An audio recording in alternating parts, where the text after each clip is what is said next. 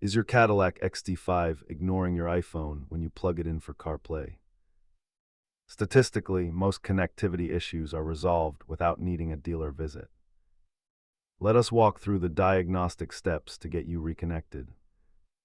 Start by swapping your cable and rebooting the Q system to clear temporary glitches. Often the culprit is a loose USB port, old software, or a corrupted Bluetooth pairing.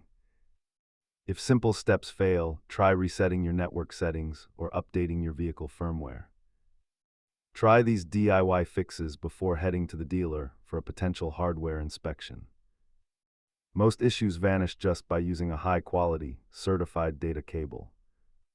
If you're still stuck, delete the pairing from both devices and start fresh. You do not need fancy tools, just a good cable and some patience. Remember, software glitches are usually temporary, but a bad cable is a permanent headache. If these steps did not resolve it, your USB hub might be failing. Check your local dealer.